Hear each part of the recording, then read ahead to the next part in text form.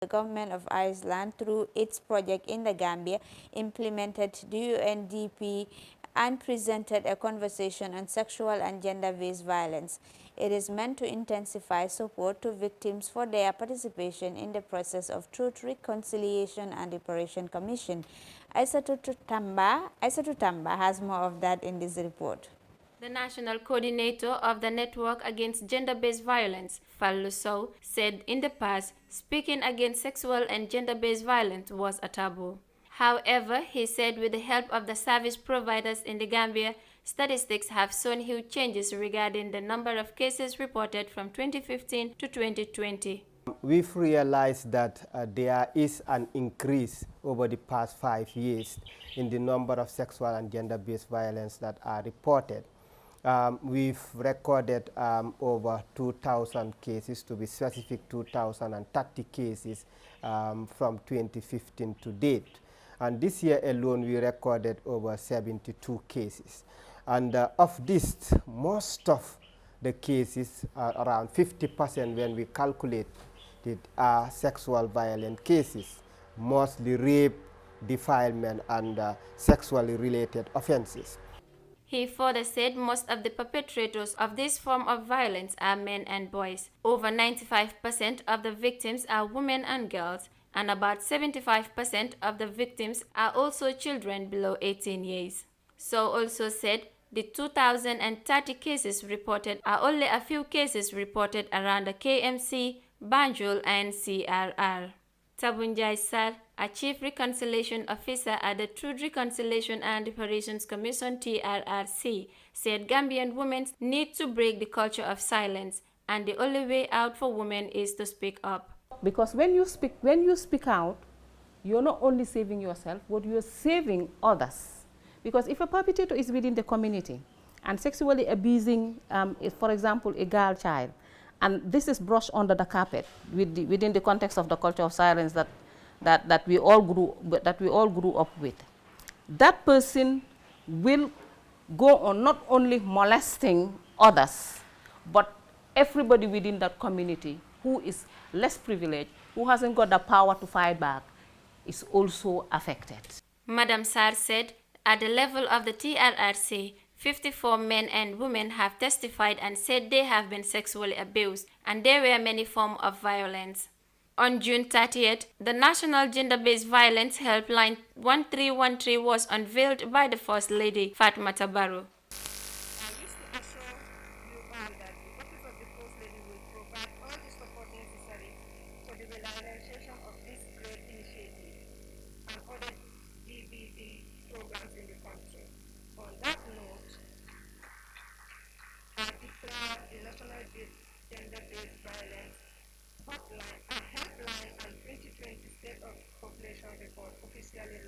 Gender activists said not all acts against women are gender-based violence, or that all victims of gender-based violence are female. They said the surrounding circumstances where men are victims of sexual violence could be a man being harassed, beaten, or killed because they do not conform to view of masculinity, which are accepted by the society.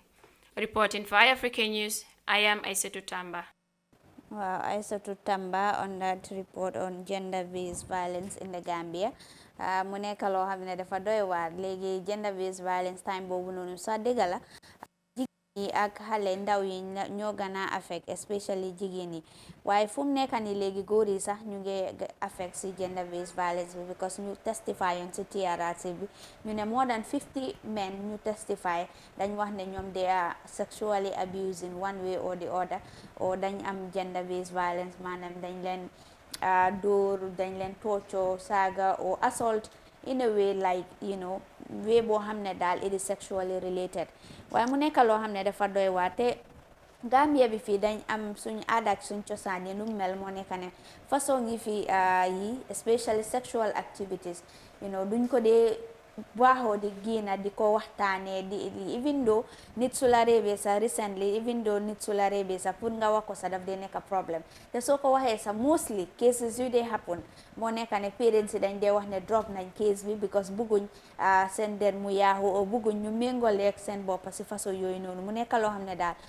dafa doy waar te dis perpetrators suñ leen bàyyee ñu demee noonu rek case yi dafa gën a law rek dafa gën a yokku rek te du dimbale Gambia waaw nekk comme noo ko wax ne noo ko expliqué am na solo wante comme dafa mel ni dañ si xala am complexe pour cases si nit ñi di ko yëg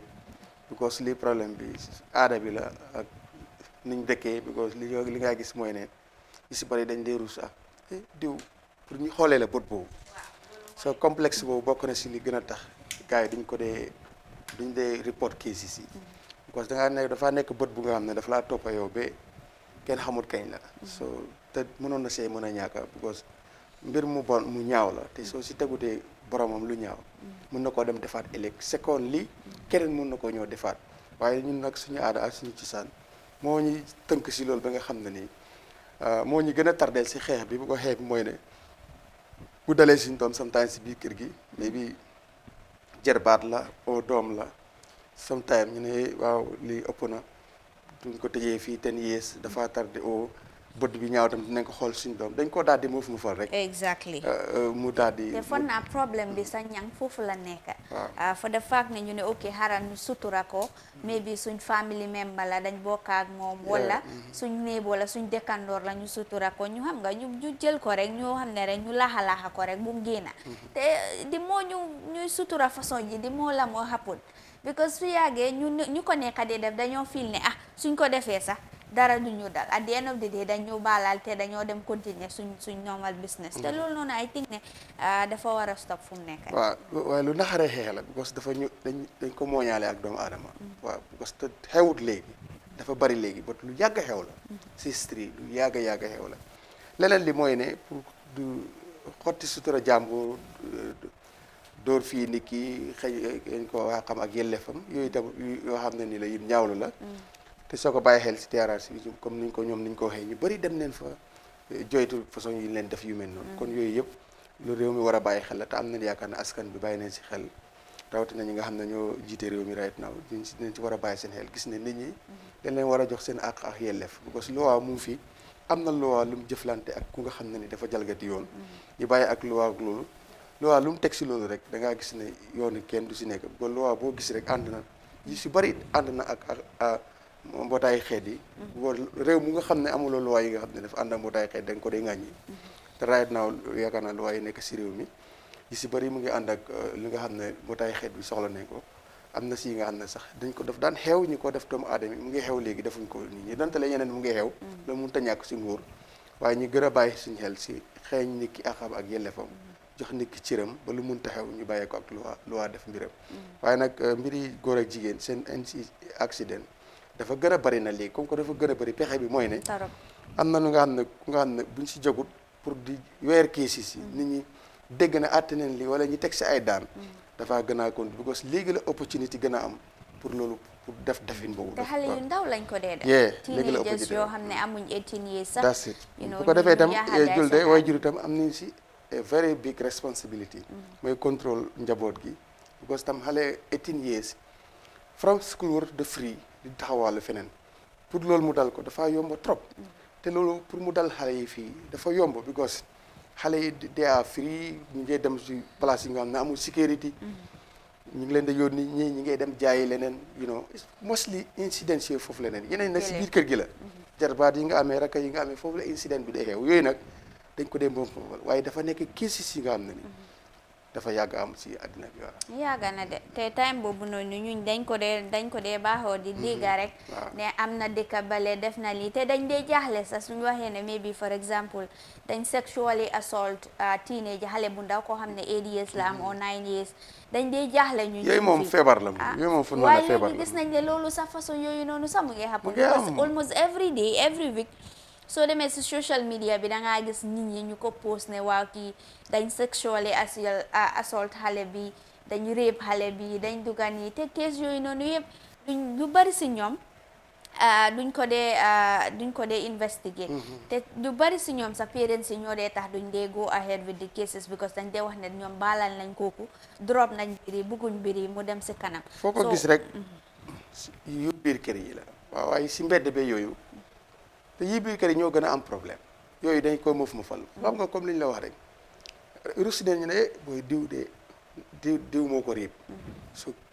nit ñi am bët boobu si xale bu jigéen boobu